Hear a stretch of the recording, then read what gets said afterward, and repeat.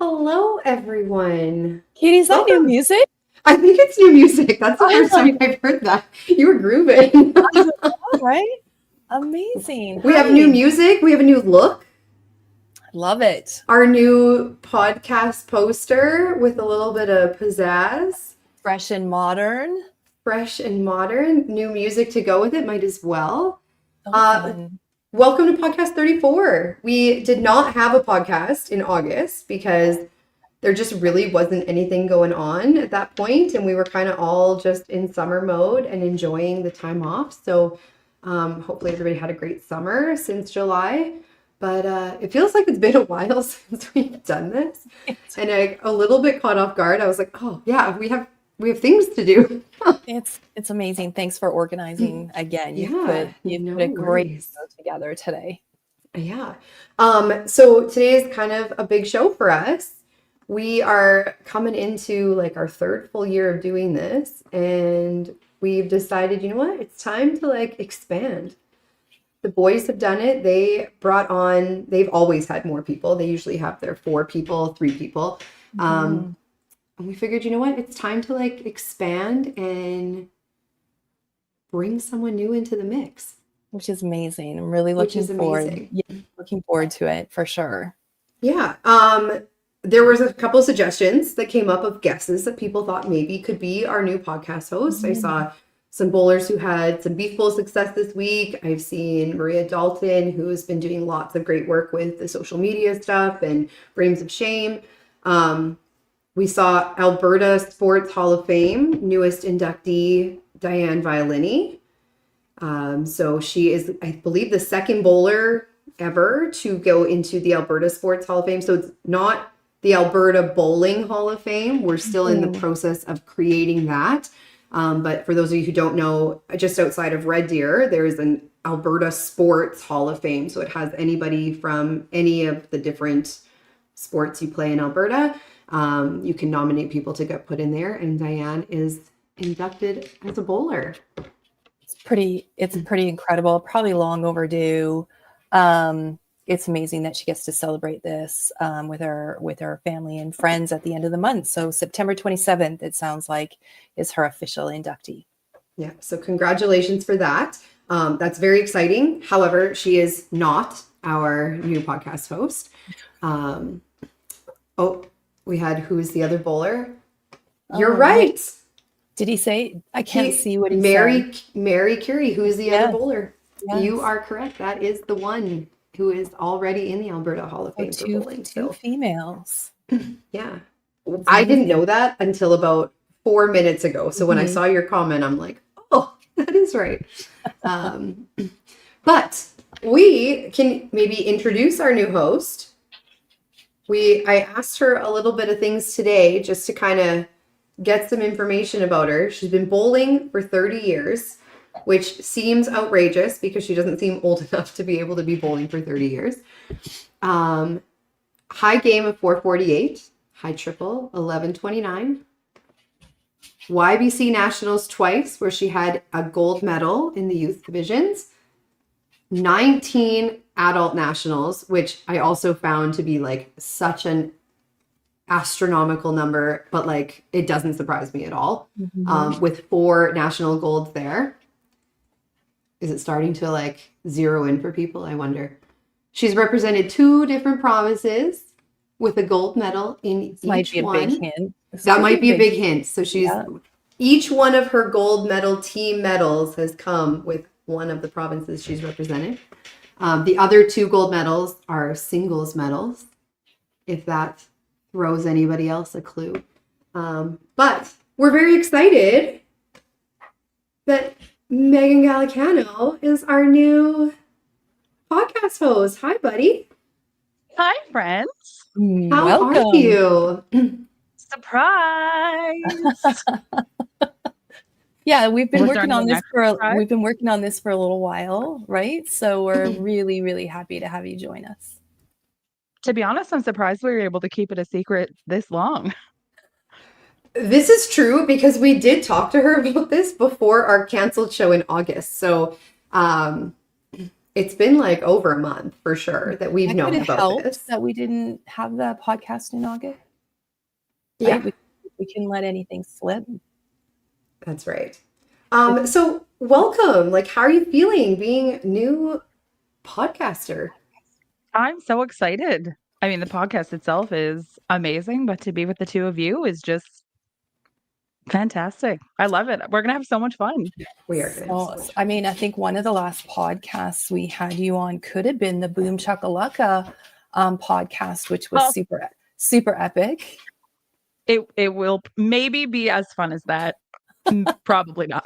But it might be. It might be. You know. Yeah, and like now that you're on the show, your first show, we can sit back and you can just like run the show right now. Yeah, totally. If that's what you want. The look on her face, she's like, "Oh, okay, we're throwing me in the deep end here." No, we're not going to just throw you in there. But yeah, we're very excited to have you and to be joining us. And like it works out really well that today is your first show because we have like a ton of stuff to talk about NBT. And there's nobody who probably knows that better in this little panel than our resident Newfoundlander, you. This is true. And I was actually tournament director for the NBT this time around. I wasn't playing. So got to see a lot more behind the scenes action. And yeah, what a phenomenal tournament. Yeah. Arguably one of our best. I mean, I might be a little biased, but it was pretty good. It was pretty good. Before we bring in our female cup makers from that event, your counterpart, Melissa, who happens to be the female president of the of the NBT, sent in. She's like, I'm going to send in a short recap. And then I opened my email and it was about this long. And I love her for it. So we're just going to go over a few of the things that she had here. But it was run by Plaza Bowl this year, which they've done it the last couple years, correct?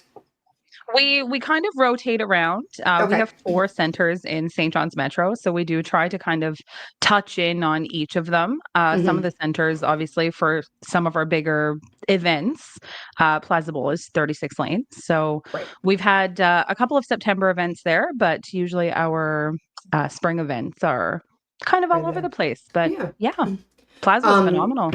Yeah. So this was the first year hosting the Tour Championship there. So you had 12 bowlers competing based on their points that they won last season. Everyone played 11 games with the 50-point bonus, and Ray Dunphy won that event. So that kind of was the kickstart to the weekend. And if anyone saw the NBT social media, had to climb the ladder for the belt for that title. I did see him climb the physical ladder to get the belt from hanging from the ceiling. The physical ladder. Yes. Then you also had the NBT Cup team event. So again, it was first time running it in this format. You had 17 teams, 68 bowlers playing. Each team had 1 bowler for scratch singles, 1 bowler for POA, and then 2 bowlers that were hybrid doubles. And then you earned points. So the champions of that, Ray Dunphy, again, having a fantastic start to the tournament. Chelsea Notfell, Mike Upshaw, and Julie Hughes. Correct? Correct. When we jump over to the main event, 100 entries, you had 21 female, which is unreal. 20% of the entries being female is a great number. 67 individual honest, we also bowlers. had a lot of females who weren't able to play this event as well. So to see that high of a number and having like quite a few people sit was so good to see. And so much good bowling from the women as well. Yeah. Well, and you had 32 bowlers go to Championship Sunday, including our 2 female podcast guests that are coming up next year. Top qualifier was Luke Walsh, one of the youth players, which is fantastic to see a youth player coming out and having such great success. And Shane Chafe, the boys' favorite podcast guest, winning his 4th NBT title, which I'm sure he was just super excited about. The one thing that really I was super impressed with was the payouts. Full week payout, $15,000. And you guys hit a milestone of over $190,000 in payouts since the NBT started, which is unreal. Yeah. And our entry fees are only $100 for the main event. So that's, I think it was 104% we paid out for payouts. So which is phenomenal. Unreal. the sponsors are the best out here. For sure. And then you guys had your first commentating. We did. Did you have fun commentating? It was so much fun. Yeah. It is fun I hope commentating everyone with enjoyed it. friends. Andrew Codner and I got to kick it off, and then we got to have Chris Harris on for the last half of the finals. And yeah, we had a blast. Yeah, you guys had 100 people fun. I was saying the watching. whole time we had zero fun. Zero fun. But 100 people watching, you have zero fun the whole time. So that's really good. Literally. No, it was hovering around 100 for most of the championship, or like the time that we were commentating, at least. Yeah. A little bit above, a little bit below, but yeah, 100 people checking out our little tournament on the Rock. Pretty fantastic, I have to say. Amazing. Well, while we continue talking about your little tournament on the Rock, we can bring in our first set of guests here who are joining us. They were the two females who made the cut, Amy Harris and Vanessa Elliott Lynch.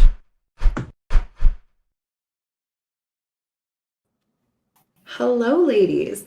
Hi. Hello. Hi, ladies. How are things going? Good. Good. How are you guys? Good. It's Pretty been good. How you feeling, Amy? What? How are you feeling? Oh, I'm good. For anyone who doesn't know, Amy was messaging me in the background about who could the new host be. I was like, I knew We're it. having a grand old chat. Is that what you guessed, Amy? Or Yes. I did. like, I knew it. I knew it. I messaged Megan literally 5 minutes ago and I was like, I knew this. you had a feeling? I did. Well, let's talk about the two of you. Looks like you had an amazing weekend. We'll start with Amy. Amy, it looks like you averaged like 256, finishing 14th overall. Some beautiful scores, couple 300s for a total of 1541. It looks like on the A side, you played Evan Squires and you won that. And then you played Andrew Murphy and you lost. So maybe tell us a little bit about how you felt about the weekend, and obviously great scoring to qualify. Thank you. I felt pretty good. I hadn't bowled much over summer since like Masters Nationals. So going into the weekend, I was not prepared whatsoever. So to even make the cut, I was happy with. But I'm happy with it. Absolutely. And Vanessa, it looks like you also had a really, really nice qualifying round, averaging almost 241. Looks like you had a slow start, so we'll talk about that a little bit. But then you had this beautiful middle segment of 266 and 340, 346. So tell us a little bit about like the slower start, and then obviously you have this beautiful middle segment. Looks like you played on the A side. You played against Mitchell Williams and you won that match. And then you played Andre and lost. And then you played on the B side and you played Dave Hahn and won. And then you played Chris Harris and you lost. So yeah, tell us about your round. The first 2 games of my qualifying shift, it was just basically I was all over the middle. Like I probably had a total of 10 plugs in the first 2 games. So I was kind of like, okay. I like that it's 6 games because you have room for improvement. It's not like if you have one really bad game, then it could really ruin you. So I was kind of just like, okay, 2 bad games. I still have 4 more to go. So after I bowled the 266, I was kind of just like, okay, I kind of got the hang of it again. But then like the 340 just like bumped up my confidence because I think it bumped me up like 12 spots. So I was like, considering I was like 30th, I was like, okay, it's not that bad. But then going into Sunday, I felt a lot better about my shot. Like I was actually throwing it and I wasn't like dropping my shoulder at all. I averaged pretty well on Sunday, so I'm pretty proud about that. And I wanted to go in and make the cut because it would have been like my second cut made, and I wanted to make it further than what I did last time, and I managed to do that, so I was just proud of what I did. That's awesome. Amy, I forgot to mention your B side. You played JB, the famous JB, and you won that match. And then you played Kyle Slade and you lost that match. It looks like you both like won 2 matches, lost 2 matches. Was there a match that you look back on now, the matches that you lost that you wish maybe you would have done differently, thought about differently, approach it next time a little bit differently? Honestly, the 2 that I lost, I had a lot thrown at me. So I did what I could with it. So I can't be mad because I bowled decent myself. Yeah. I ran into the wrong person at the wrong time. Yeah. That's the thing with these tournaments is like, even we've seen it at other events, you could be, your set is having like 950 to 930, and the next 4 lanes over from you, the highest is like a 750. And both of you would have gone on if you were playing anybody else, but just because those 2 people came up against each other, one of them is out, even though they both played fantastic.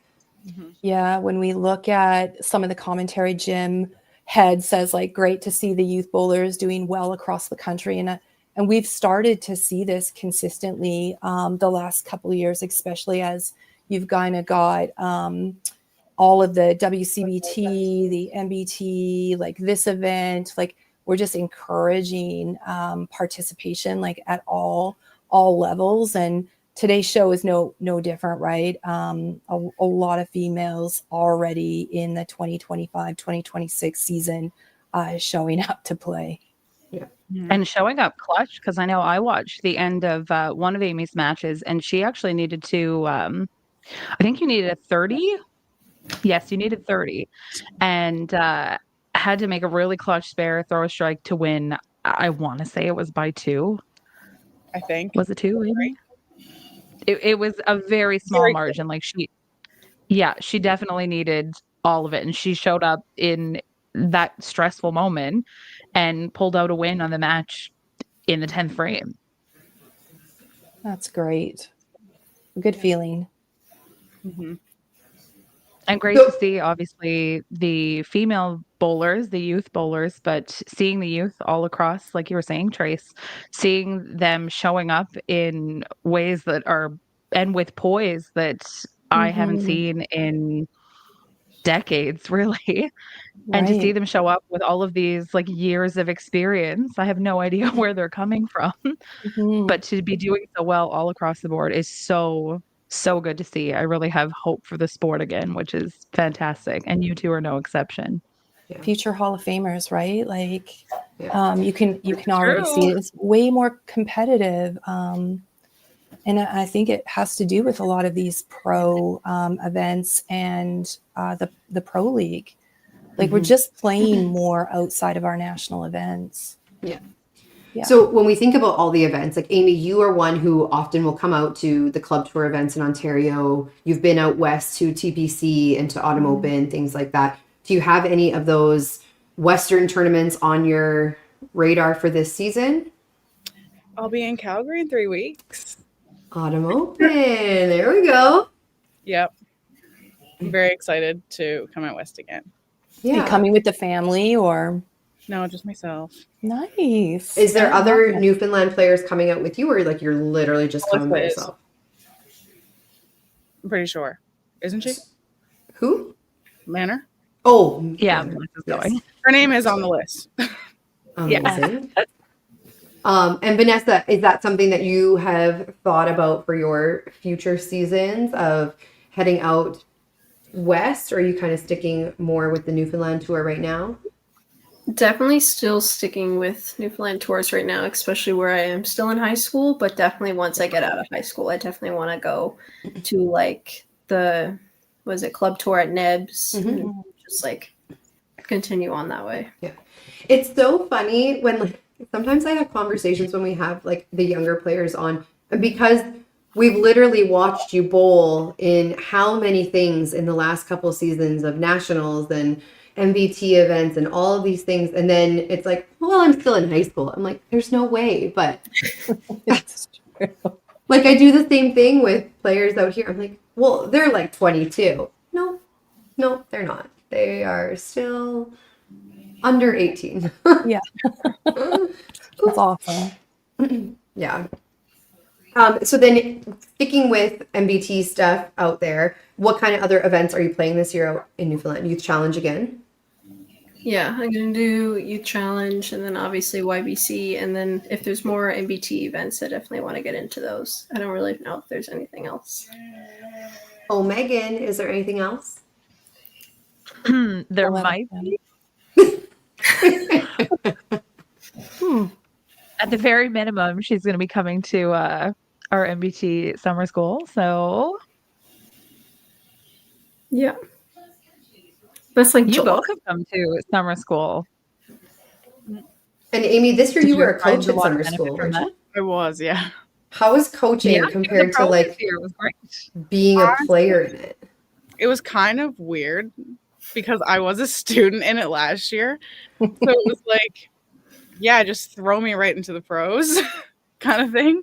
But it was fun. I really enjoy like helping like YBCers. I really enjoy like picking their brain almost. Yeah. And like just seeing kind of helping them out. Yeah. Well, I think your perspective is also so fresh because you're so recently out of YBC that a lot of what our youth that are coming through school are experiencing is something that you've just gone through. So I think that you can offer a perspective that most of the other pros can't really because we're quite far removed from YBC. So we definitely loved having you this year. It was great. Hope to see you again next year. And you too, Vanessa. I think there's an Love that. evolution, right? Like it's just a natural evolution, Amy, that you were able to do that. And you're so close, from doing it from last year to this year that the kids could actually, it's very relatable because you're either close in age or, just a few years older. And that's also, I think, really inspiring. Oh yeah, definitely. Like I was in YBC, like even with Vanessa. So like I can relate to a lot of the kids. Mm-hmm. Yeah. And I think there's just some that, like, when us old people are like, okay, this is how you should approach this, or this is how you should do it. They're Speak like, for well, what do yourself. you know? Like, you're ancient, you're not like relevant, whatever. Right. But Mhm. when you're someone who they see as like someone they've grown up with and you're someone who they can relate to, that just gives you such a big opportunity to be able to connect with them in a way that sometimes we can't when we're in a different place in life or a different stage in life, that they're like, well, what do you know? Well, and honestly, too, like Katie, to your point, like sometimes there's such an age gap that the kids that are coming up in youth bowling, if you are not coaching, they wouldn't actually even be aware of maybe what you've done in the sport. 100%. Right? Like Yeah. unless it's talked about, but sometimes you're just a little bit void of actually realizing that. Yeah. Yeah. It's just like another perspective too. Mm-hmm. Yeah, for sure. Tracy, we had this comment. When will we see us at an NBT event? When are you making the flight out to Newfoundland? I'm lucky to get to one WCBT event. I don't really know. However, like for me, I am reinvesting again this year in the game.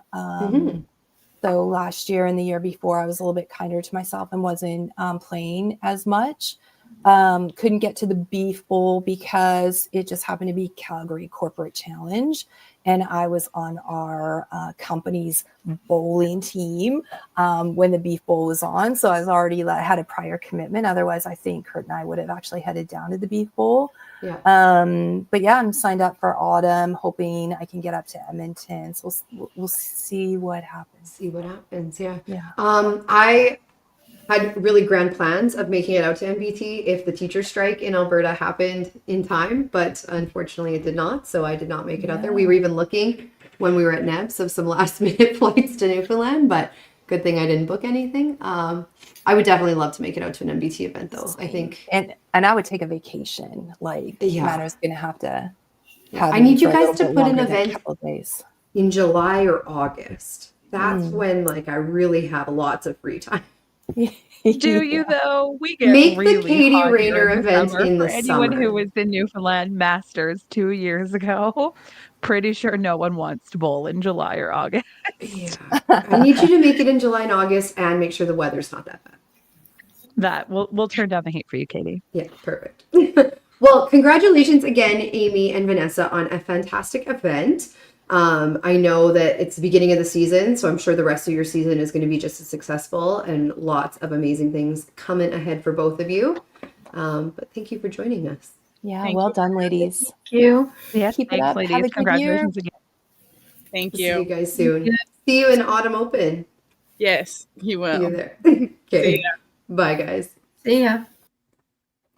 All right. So NBT, I mean, another great showing. You guys do such a fantastic job out there.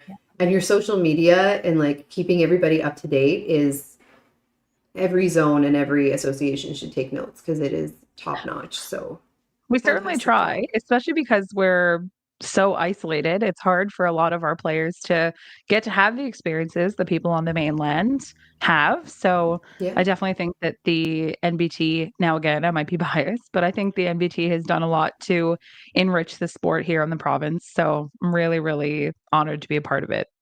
And glad that you guys get to enjoy it too. Yeah, it's fun. We're gonna jump west though now because we just had the Beef Bowl down in Medicine Hat. It was the first year that the Beef Bowl was on the WCBT tour. After So they've exciting. Yeah, they had the event 2 years in a row. The first year they didn't quite get to the 200 entries that they needed, or the 100 entries.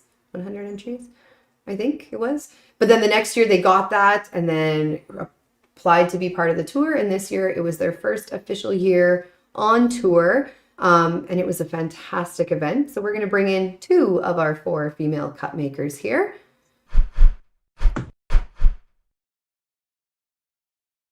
Hello, Amanda and Maria. Hello, hello. Howdy, howdy. Hi, How are ladies. you? Doing great. How are you? Good. Well, my first question is, Maria, like, what do you use for your hair product? I use Wow. That's It's like a hair fabulous. thing. I'll send you pictures after, Tracy. Thank you. Yeah, you might want to do a little skit Tutorial. on that. Yeah, it's A really good. tutorial. This is how my hair Yeah. looks so good when I bowl all the time. Yeah. Yeah, it's amazing. So It's like congratulations. glazing, actually. Yeah. Congratulations, ladies, on making the Beef Bowl cut. First year on tour.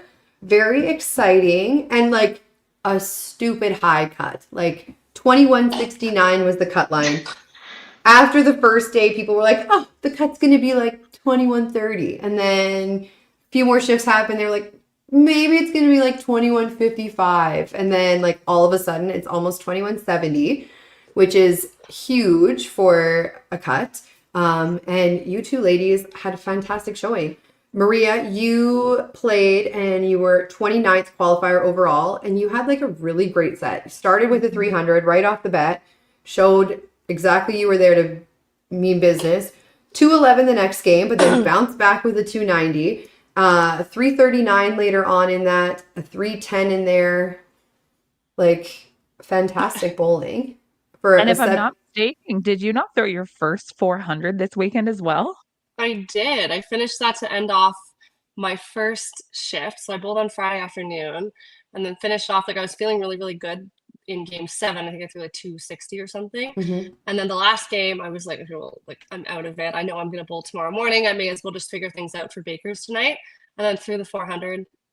That was really fun. And then we bowled really well in Bakers as well. And then it was clearly, I don't know, I was running on 4 hours of sleep the next day. So I don't know how I did it, but it was what it was. And I felt really good. So Yeah. So you talked a little bit about like feeling really good and then throwing that 400 and like trying to prepare yourself for the next day.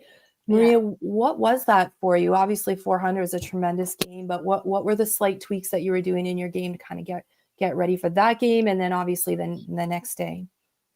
it was just sort of remaining cognizant of some of the changes that I've made over the summer.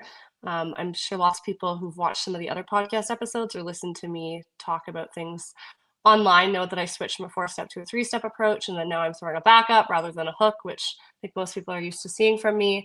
and really just sort of figure out how my ball was moving at Panorama, staying over my shot, just figuring things out, making sure I was feeling sort of comfortable and just staying loose and having fun. I was really lucky that I was with a great group of people on both Friday and Saturday, but especially on Friday to have the room to sort of figure things out and make those tweaks and keep going. And then obviously through the 400, and I was like, I need to call my mom.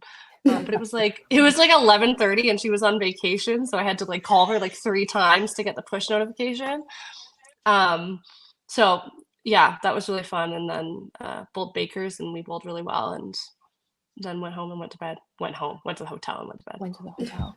I mean, obviously that's like a lot of transformation in your game in a short period of time. And I know you've been talking about it, but because we're on the podcast, like how many months have you been kind of working on this, or weeks? And maybe share a little bit about the timing of it all for you and when you decided to kind of make this switch.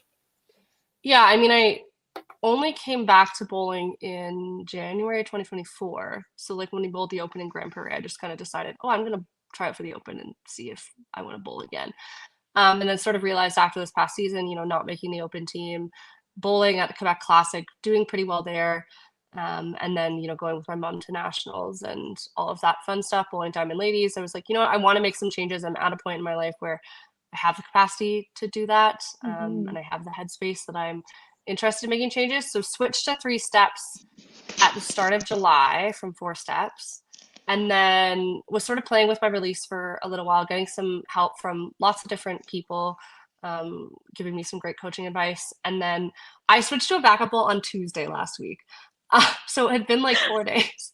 Oh my goodness. And I was just like, hey, this was one of my intentions of the tournament. I was like, I'm just going to fully commit to throwing this shot and figuring out how it would work for me and how it would play for me there. So I think that's sort of when I like started to find my groove in the 7th game of that first set, where I was like, okay, this is the backup ball. Like, this is what feels comfortable. I'm not being lazy with it and just sort of reverting back to the hook.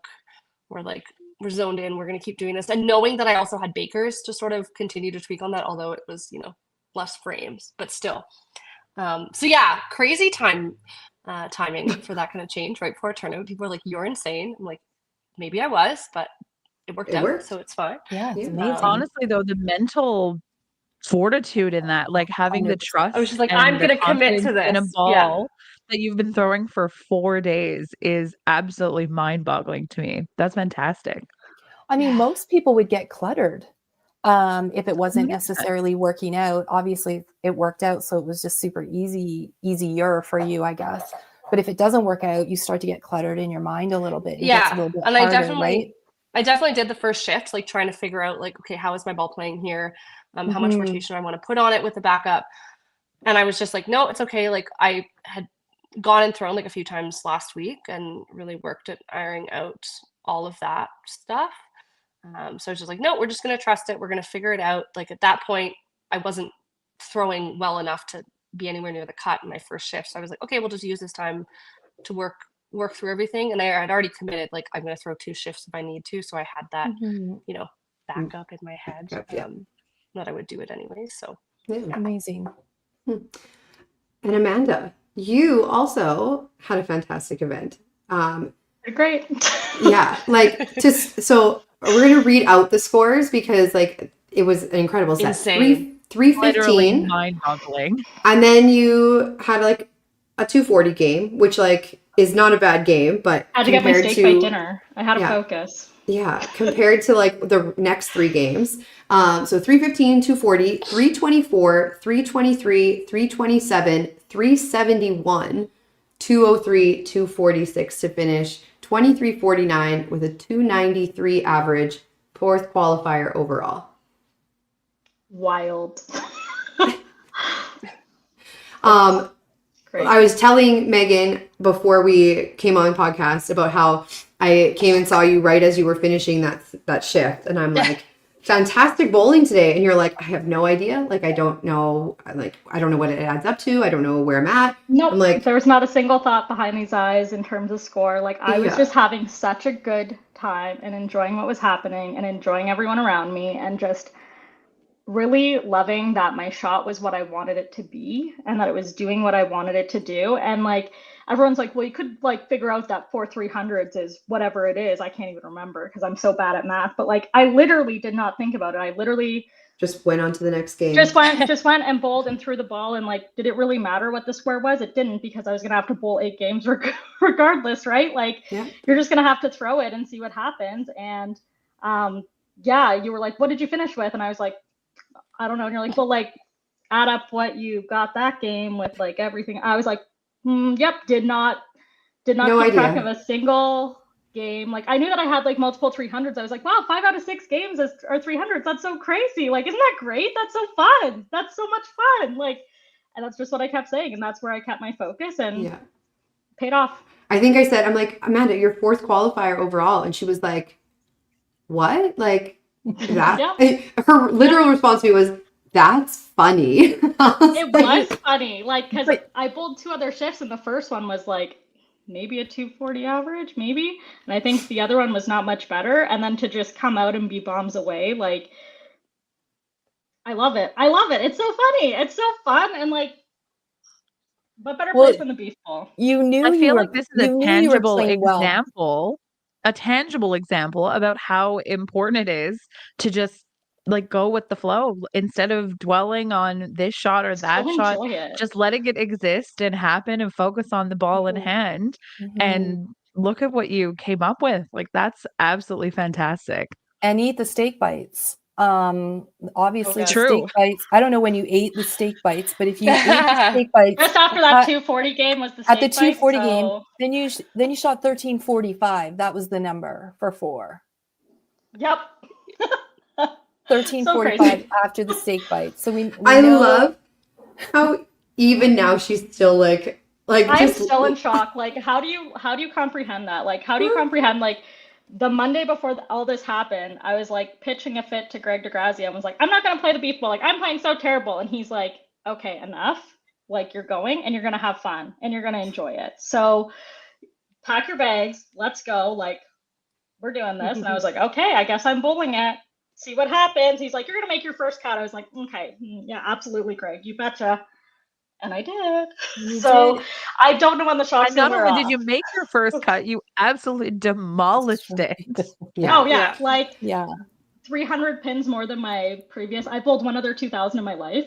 Not too bad for the second 2000. Just raise that bar. Not too bad at all. Amazing. So first round, I feel like this always happens. I have put in a formal complaint on behalf of the Ladies Podcast because I feel like every single WCBT event, we have like 2 or 3 or 4 ladies make the cut out of a field of 32 or however many. And without fail, the ladies will play each other in round 1. Yeah. It always happens. I feel like.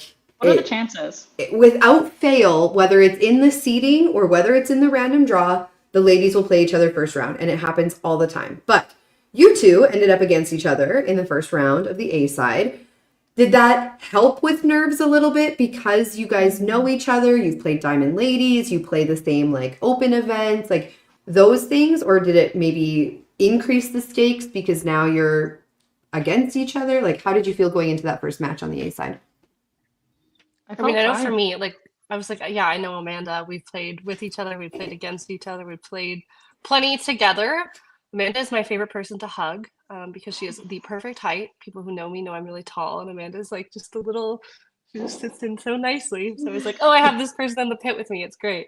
But no, like it didn't really have any bearing on me. It was kind of like annoyed, as you say, Katie, that it was like the 2 women have to play each other. So it was like automatically one of us is going to be gone. Yeah. But no, it was a positive experience overall. I just felt good going into Sunday. Yeah. I just like, it didn't matter who I was playing. Good vibes. I didn't even know what lane I was supposed to go to. Like, I didn't really understand any, like, same with Diamond Ladies. Like, I'm so clueless to these things. And I'm like, where am I going? How does match play work again? Like, when do I go up? How does this, like, every single time it's going to be told to me multiple times and I'm still going to forget it. But like, it was nice to play a familiar face. And it's like, okay, if you lose and someone you like is moving on, like, that's not a terrible trade-off. Yeah, and like, for sure. I knew that if both of us played our best, it was going to be a tight match. Like, I know Maria's skill level, I know my skill level, and it's an honest match, and it was a lot of fun to play each other. For sure. I think beautiful bowling, ladies, like a huge accomplishment for both of you. I think it's going to give you a ton of confidence as you kind of enter the season. I mean, we're just starting the season. I just want to ask maybe a question. Obviously, you've had some people really help you in your game as of late. I know, Amanda, you reference Greg quite a bit. Maybe maybe lend some words of those people who have really supported your game in the last year or last few months. The biggest supporter for me was like one day I told Dexter Wiseman, I was like, I want to play scratch events. He's like, okay, do it. He's like, go ahead and do it. Like, figure it out and do it. And I was like, okay. And like, I was a POA bowler up until last year, and he was the first person to really believe that I could do this and has not doubted it any second along the way. And if you watch Dexter on any team, you just see his leadership is exemplary. Like, he's truly that person that's behind you the whole way and encouraging. And he's put up with so much of like, I've had a lot of negative self-talk that I've worked through that's really come out on top, but it's been wonderful. Ryan Pascoe's put up with listening to me complain about every score along the way. Obviously, Greg has as well, but really just having those cheerleaders of support behind you through everything and anything. Like Charlotte and Adriana back in Ontario, like we've grown up together. Just having them in my corner on Sunday morning, just opening my phone and seeing like I've been tagged in posts by the pair of them, like so rewarding. Chantel Sear being there that day and offering any piece of guidance that she could. I sat behind her at 400 North through her run there, and then I was like, oh my gosh, she's behind me. Like, how crazy is that? She's behind me. And it was just, there's always going to be noise of people who say you're not going to do it, or that you can't do it, or that like, how did you get there? And there's always going to be even more people that are standing there drowning that noise out and just making sure that you know that like you've earned this and you get to ride it out. Andrea, I love you. Yeah. Aww. How about you, Maria? Yeah, I mean, I feel the same as Amanda, just having so many people in my corner who want to see me succeed, and also, knowing that I took a number of years off and then being able to come back to the game and have those people be so supportive of wanting to see me excel and grow in all different aspects, right? Be it on the lanes or off of the lanes. I remember starting my shift on Saturday. I was with Will, and he was like, oh, like, what's your high 8? And I tell him, he's like, okay. He's like, yeah, you're going to beat that today and you're going to make the cut. And I was just like, oh, okay. And that sort of set the tone for the entire day. And then, getting messages from people, my mom was watching, which was really special as well. Zach Wilkins, who was on the Frames of Shame podcast last month, who was one of our PBA players, was watching, which was really special, and like, giving me some insight on my mental game. And then obviously, just friends who've been helping me over the past couple months. So like Tyler, Aaron, Connor, all of those folks who've been, really integral to my development as a player. It's just heartwarming to know that all those people are there supporting you. And it's nice. There's something about the bowling community that at its core is just so supportive and loving. And even if I know I spoke to a bunch of people out here while we were watching streams who didn't know a bunch of the players who were playing, and yet they were still like, that's phenomenal. What a performance. That's great. Because that's exactly it. At its core, that's the community. And I think that's one of the reasons that we all keep coming back. Yeah, we want to see. So I'm really glad that both of you have had such great experiences. I just have one more question for Amanda. So after making it through, making your first cut, like Greg said you would, and then coming into Sunday, not only making a cut, you made it through 2 rounds and then into the 3rd round on the A side. So onto the A side 8. Had an extra match than Greg had. Yeah. Let so the record show. You won against Maria in that first match. You played Sean Dino and won in the second match with a 700. You played Rylan and you ended up losing in that one. And then on the B side, you beat Ryan O'Callaghan and then played Connor Levitt. So like, what was like a word that you would use to just describe how you felt after Sunday? I was so proud. Like, I finished and I just collapsed in Shelly's arms crying because I was just like, can you believe this just happened? Like, can you believe that this just happened? Like, if you had told me 2 years ago, 3 years ago, I was averaging, well, I guess it's 4 years ago now. 4 years ago, I was averaging 179 and my game had really slipped and everything was kind of falling apart. And like, I put the time in, I put the dedication in, and like I just kept telling myself when I got on the lane, like I'm in control. Like every single ball, I was like, I'm in control. I'm in control. And like I was super lucky that when I finished with Connor, like we took it to 3. I took both B-side matches to 3. Yeah, when we were finished, Connor's like, let's get you back to your headspace where you need to be. Like, let's get you back. And I truly believe that like kindness over being a bitter piece of competition is truly what helps this sport grow and what helps us play our best. And I want to be that person for somebody one day too. And just that positive encouragement makes all the difference. Amazing. Yeah. So what's next? What events are you playing the rest of the year? Amanda, you want to go first? I'll play Masters tournament division. I won't be at Autumn Open because Charlotte's getting married the next weekend. So I'm flying home and I booked a flight. Totally thinking like, oh, I'm not gonna make a cut anyways, so there's no point in me sticking around for Autumn Open. And I'm like, I've been humbled by my own actions. So that's so funny. I was thinking about TPC. I might go up and play that. I have a place to stay there. We'll see. We'll see what happens. Open, obviously, I love the Open. And yeah, I would love to play Timmins again, but Timmins is like the longest journey, and it had the worst snowstorm. But like, if you have a chance to go to Timmins, go. It's such a fun event. But yeah, those are my guarantees. And Diamond Ladies. I was gonna write, and Diamond, of course, Diamond Ladies in May. I don't know if we've announced the date yet or not, but that's gonna come at some point. But yeah, it's those events, and I said I was gonna commit to events and just play them regardless of how I was feeling at the time and power through. So those are mine. Lovely. Yeah. And Maria? Yeah, so I'm bowling Autumn Open, TPC. People are trying to convince me to play the Manitoba Open. We'll see when we get closer to that date. It's around my birthday, so I don't know if that'll work because I'm going away for my 30th. So might not be able to take any more time off. And then bowling Heritage, bowling Masters, bowling the Open. Going to play Quebec Classic with my mom again, and then play Diamond Ladies.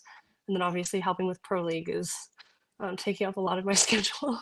So there's a lot of bowling going on right now, which is great for me, Lots but of I'm so bowling. happy to be back. And then obviously bowling the Open as well. Yeah. Well, fantastic tournaments, both of you. Definitely a great way to start off the season and momentum to carry forward into a very heavy schedule as the season continues. But I know it will be a shining season. And honestly, Thanks. so proud of both of you. I know I can see it. I'm sure everyone else can see the work that you both are putting in. And clearly it's paying off. So best of luck to both of you in the season coming up. Excited to see Thank what you. you guys can do. Me too. Thanks so much, ladies. Thanks, Have a guys, for great rest of your joining day. us. You too. Awesome. Congratulations, All right, thanks. Bye. Thanks. All right. We have a couple more Beef Bowl qualifiers. And it's interesting, when we were setting up the groups, I put Amanda and Maria together just because their story's a little bit more similar in just their cash tournament history. And then they ended up being the two that played each other first round on the A side. And then when we look at the other two who have a little bit different history when it comes to cash tournaments and experience, they played each other first on the B side. So we are going to bring Seriously, what are in, the odds with this? right? That's what I literally have already typed up the formal protest. So don't worry, I've got it. I love But it. we are going to bring in our next two guests here.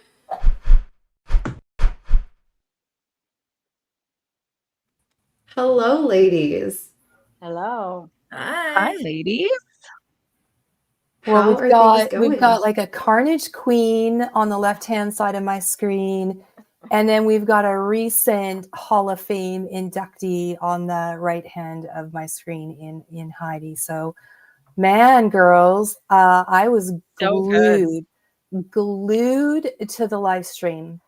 I've played on several teams with both of you. I was just so inspired, Kelsey, like that beautiful, strong delivery and aggressiveness showed up for sure. It really did. It was really inspiring to watch. And Heidi, my God, there is no question that you are on the top of your game. And this sort of Hall of Fame inductee, just congratulations. Thank you. Thank you very much. Yes, congratulations. So very well deserved.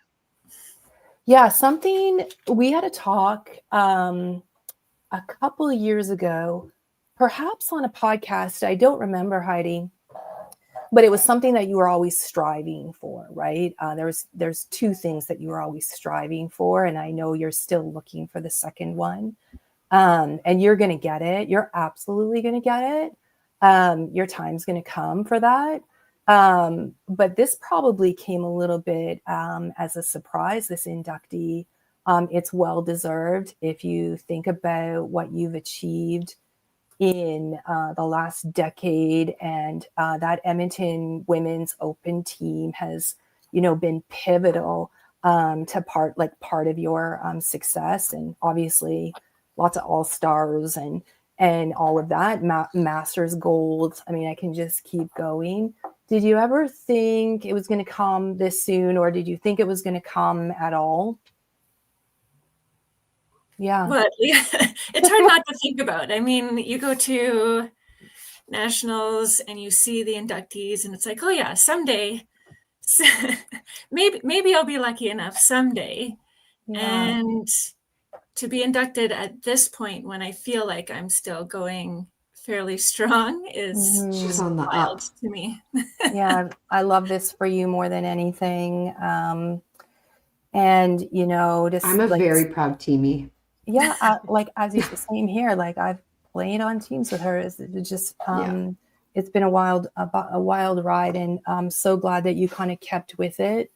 Again, we just talked to two ladies who like are reinventing their game. They're 100% committed. But now we're watching two veteran ladies here in Kelsey and Heidi who have had a lot of success, also have worked very hard on their game. Both are mothers, both have, kids and careers. And we talk about that a little bit. And sometimes it's hard with all of those extra layers to be dedicated to the game. So nothing makes me obviously prouder or happier to watch what I watched on Sunday. It was fierce. And two different styles of bowlers, interesting, but like unbelievable same results, if that makes sense. And I think as females, as we're watching that, it's so inspiring to me. Kels, like, I know you've been striving for this for a while. To see what I am used to seeing was pretty amazing. So maybe we'll just talk about this a little bit. I've gone on long enough about how much you guys are like rock stars and amazing, but we'll start with Kelsey maybe. Finished 30th, averaging 271. A few highs and lows, started off a little soft, and then you had this beautiful peak in the middle, which was absolutely great timing, and then a stunning finish with a 353. And you went pretty far on the A side. So you played Oliver and you won that. You played Carrie and you won that. And that was a really good match for yourself. Played Dexter and you won. There's like some major players. You played against Ryan and you won that. And then you played Jeff Watson. You lost that one. Yeah. And then on the B side, Katie's, looking to write a letter, women playing women in the first round, and you played Heidi and you lost Heidi. Both times, right? So, maybe tell us a little bit. That A side is pretty fabulous. Maybe walk us through what the A side meant to you. Oh, it was pretty fun to do. I'm not gonna lie.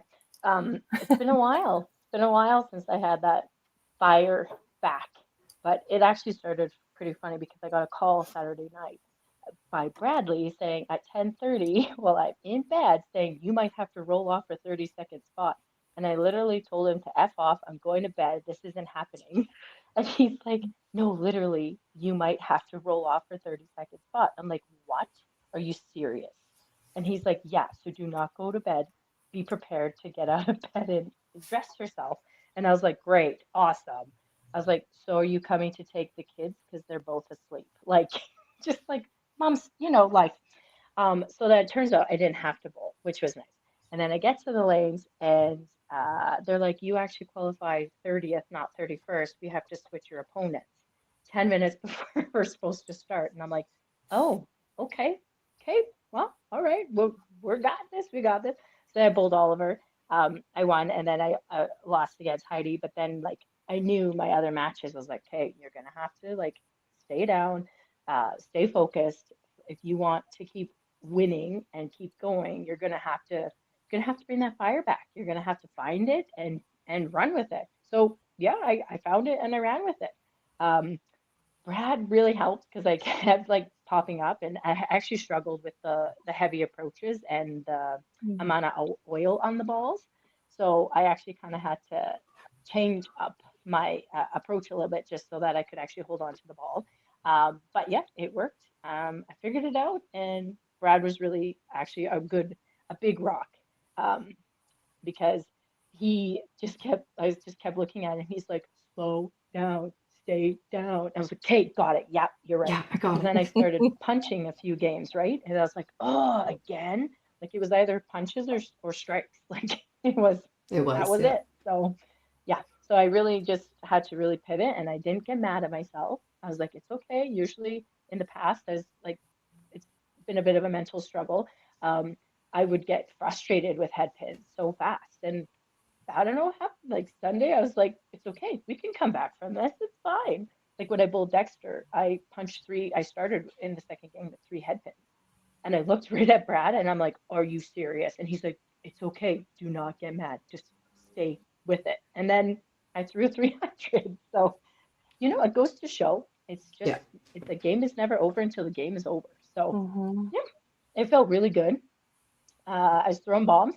I felt good. It felt good out of my hand. I was in a zone. Yeah.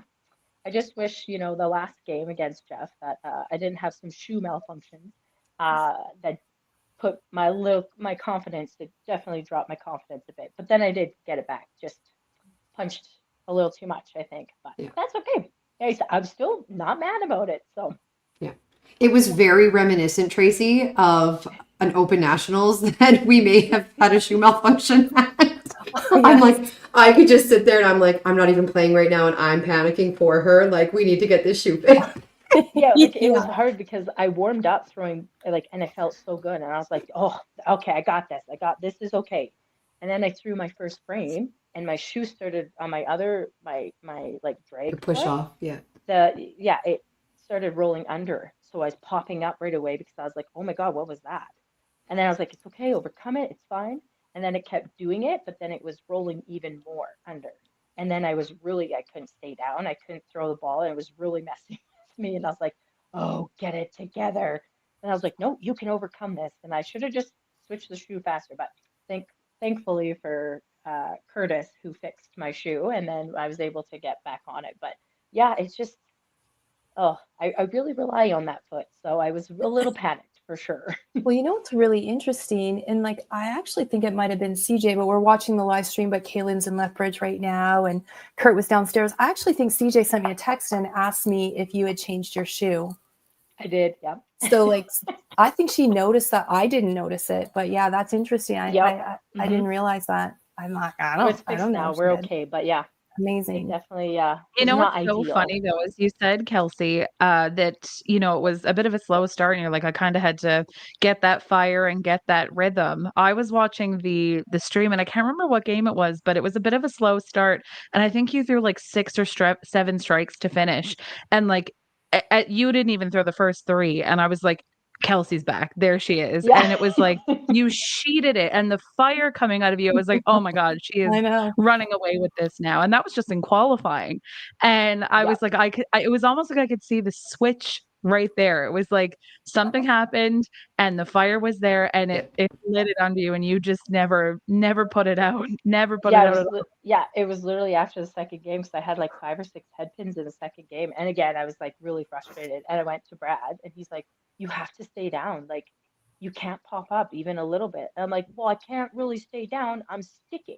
And he's like, okay, well, you got to figure it out. I was like, fine, I'll figure it out. And then, I don't know, I figured it out. And Tracy, how we have our conversation.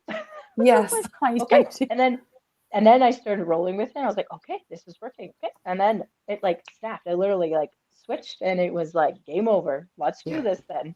It was, yeah, It it was was so crazy cool how, to see because I yeah, literally saw it happen and I was yeah, like, this is mind-boggling seeing it. And then the Kelsey fist pump, it just does something yeah. for me. Like it's so good. It's so good. Yeah, I love it. I will never change it. That's for sure. Yeah. It's so good. I am happy she's on my pro league team. That's all I have to say. When we flip over to Heidi, you qualified 21st, averaging 276, and just like Kelsey, had a massive finish to just secure your spot. You ended 321, 279, 348 at the end, which was fantastic. A side, you had won, or you lost against Dwayne in the first round, and then you went over to the B side, and that's where you made your run, where you ended up beating Kelsey, and then you played Trent Connery, who won the tournament last year, and you won against him. You played Greg DeGrazia, won against him, and then came up against Greg Gigluck in the A side or the B side fours, and that's where you ended up losing to him, who ended up going on to win the tournament. Tell us a little bit about your Sunday. Yes, I don't know what happens to me when I go head to head with people. I have not had a ton of success with it. So that's where my focus was. I was like, I needed to focus on myself, on the mental game, stay like, remember what it is that makes my ball good and just go with it and do less of the score watching back and forth, even though I seem to be able to do that when I'm on a team environment. When it's one-on-one, it's not as good. So that's what I was focused on. I felt like I was throwing a good ball against Dwayne, but he was throwing a better ball.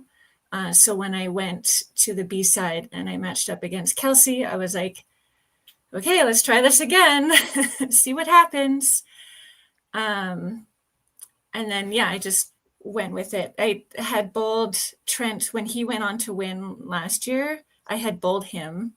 And so it was like a rematch. And again, I was like, okay, I need to make sure that I stay focused on myself, block out all of the noise. Like, I've been here before. It didn't go well.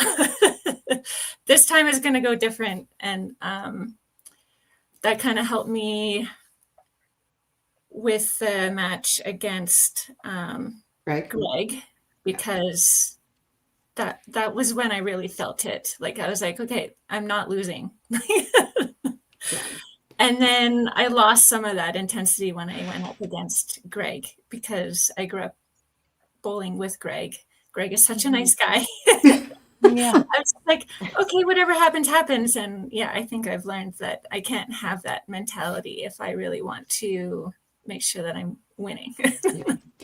It's so fascinating that you're saying that out loud as well, because much like Kelsey talking about the switch that you could visibly see, I could see it watching on the stream against Craig DeGrazia. I'm like, she is just like cool as a cucumber. I think it was the last match you had to throw a mark or something in 10 in order to win, and it was not even a doubt. And I could see in your posture, I could see in everything, like there was no doubt in my mind that it was going to be everything that you needed and then some. So it's so cool to hear, you're like, I am absolutely not losing this, and to see it translate that way in person, and I mean on the stream thousands of kilometers away, like, is just so cool to me. So cool. I love that for you. When we bowl on a team together, like, we see that really outward fiery energy, but like, it's so fun to watch when you are playing in like a Masters qualifying event or in a WCBT event, because there's just such this quiet, calm confidence when you're on. And that's what I saw all day Sunday. It was like you would get on the lane and it was just like you mentioned in the posture. It's just, you can just tell that it's going to be good out of your hand. You have it. You knew you were going to beat Greg. Like, all of those things, you can just see it all over your body. And it's so fun to watch, because that's what I saw all day Sunday. Literally, from both of you. It was phenomenal. Yeah, I know really the three of us, it would be a Tracy, women's Katie, and final. I were all texting around back and forth. Look at this. Oh my God, look at what the girls are doing. This is great. So, yeah, so good to see from both of you. I forgot about that. Yeah. It was quite the performance. And like, it was nice that you guys were going back and forth. Like one of you was on the A side, one of you was on the B side. Because then it was like, okay, even though I was like also with my brother there, I'm like, okay, what's going on in this match? What's going on in this match? Like trying to make sure everybody was doing what they were supposed to do. And like you guys were. It was so good to see two females who have put in so much time in their games, who play so many events, have such a successful run and go so deep in the event. It just, like, to have 2 out of the top 4, right, or top 5. Some of the is commentary incredible. back and forth in our thing. These girls are wild. Kelsey's killing it. Heidi's made it to the B-side 4s. Like you could just, the energy between Katie, Megan, and myself. Amanda made it to the 8s on both sides. Like Kelsey up 115. Like I'm in bed working. And I sent this little thing, and I'm watching the live stream on the left-hand side. Like we talk about being inspired by women, all of us. Obviously we support each other. But this is what it's all about. Like we look up to women who go far in these events, and the fact that we were supporting you, and honestly, just gave me goosebumps to watch all of you, and so happy for like Amanda and Maria as well in terms of like what they accomplished, something essentially new for them. This is not new for you guys, but we talk about often how hard it is to have longevity in the game. And we're hard on ourselves. We're our worst enemies sometimes. The fact that you guys took that away for yourself took it away from your mindset this weekend, I think is fabulous, because you both have achieved so much in a long period of time. So, yeah, just keep doing it. It's nice to see you, Kelsey, back on your A game, but it's hard. You're in a very professional career. You've got 2 young children. Heidi's no different, also has a professional career, and kids that are in their teens. Not easy. Not easy. The bowling is hard enough all on its own, but to do all of that, like you're literally super women. It's so inspiring. Mm-hmm. Well, Which it's not easy, but we get it done. Yeah. Mm-hmm. Are you planning on playing other events this season? Well, now I am. Yeah. because We're set up to have a really, really good chance at a first lady in the top 12. Yeah, So I know. So I was like, well, it's there. I'm gonna make a run for it. Might as well. Like, might as well. Yeah. Could be this close. People would be very disappointed if I didn't. I'm gonna do autumn for sure. I will not be at TPC, but I think we're gonna do Winnipeg. I'm working like all these weekends, so I'm figuring out how to get to Boss. So gotta love shift work, Yeah. I will not be playing Masters, but I will try, and I think I'm gonna do the Open this year. Nice. And then and Pro League and Winnipeg, I think for sure. Maybe Red Deer, depending. It's tricky with other kids' activities and being in 2 places at once. It's a bit tricky, but For sure. Heidi, what about you? I will be at Autumn Open, but I'm not playing. I will play TPC. I will play Masters. I will play the Open. I will play Red Deer. And Pro League. And Pro League. That's a pretty good haul for the season. I think that's Still- enough. Still big commitment. Pro League, my team, the Bombers, is done like January 11th. We're done all of our games. Which is kind of nice. Yeah. It's kind of nice because then coaching gets real. Like there's U Challenge and national championships, and so it'll be good timing.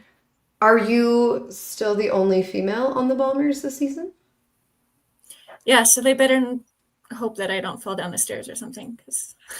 No. Let's not will that into existence at this point. let's not do that. No, we're not putting that out into the universe. Like,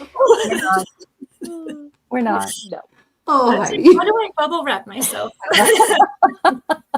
Oh my gosh, I love that. But definitely, like, that's a like the season has become one of those things that it's very heavy. And especially when you start playing Masters or Open, Pro League, 6 weekends of the year, and then you have 4 or 5 or 6 cash stops you're hitting, and just then the other parts of it, like you both have kids in YBC, coaching, organizations that you're part of, and then like there's also life outside of the bowling alley and the things that you do in other kids sports and in other organizations you're part of, right? Like it's a heavy 10 months of the year that it's a lot. Yeah, you're a wife, you're a mother, you're a friend, like you've got like all of these hats that you have to wear. And still performing at the highest level possible. So Killing it. good. Let's not think Just about killing it. Yeah. Well, thank you ladies both for joining us today. Fantastic. Like it was being in the bowling alley watching you, it was so much fun to just see the greatness because it was fantastic performance by both of you. Not being in the bowling alley watching you was fantastic. Like it was so good everywhere. Yes, but thank you so much for joining us, and we're looking forward to seeing you guys. I mean, like we'll stop. Tracy and I'll see you at 90% of the events around Alberta. Yep. So, but thank you again for joining us tonight. Such a great job, ladies. Congrats. Thank you. Yes, congratulations again, and good luck with the rest of your season. Thanks. All right, Megan, you made it to the end of good. podcast 1. No, I'm Nice just kidding. job, girl. It was She's like, I absolutely quit. amazing. Thank you both so much for letting me join your little group. Really excited to see what we get to do coming up. Yeah, I think it's gonna be a lot of fun. It's going to be a lot of fun. As we wrap up, Pro League is starting up this weekend. So the first matches in the Cargill division are happening this Sunday morning, starting, I believe, at 9 a.m. Alberta time. So bowling will be back on your screens every Sunday morning for the foreseeable future, which is maybe a great thing, maybe not so great. Who knows? Go Carnage, go. We got 2 matches on Sunday. Are we in the same division this year? Oh, no, you're in Cargill, right? I don't even know what division I think am. I'm in Schwartz this year. I don't know. I just know we're There in was the a top big division. mix-up. Or no, maybe Schwartz. Maybe Schwartz this year is the division that is starting early, and I think we might both be in that one because it's a tough division. It's a very tough division, but that is starting this Sunday. Congratulations to all the people who have won tournaments in the last little while. Carrie for Club Tour, Shane for NBT, Greg Gigluck for Beef Bowl this last weekend. The tournament season is up and running, and we will. Our next stop is Autumn Open, Thanksgiving weekend in. Before you know it, that's only a couple weeks away. Only a few weeks away. Yeah, we're getting close there. And then our next podcast is October 15th, which I believe is the Wednesday right after Autumn Open. So hopefully we will have some more amazing female runs that we can showcase on that show. I love it. Thanks, ladies. Looking forward to it. Really great podcast tonight. Amazing. All right. See everyone around the bowling alley, and we'll catch you October 15th. See you then.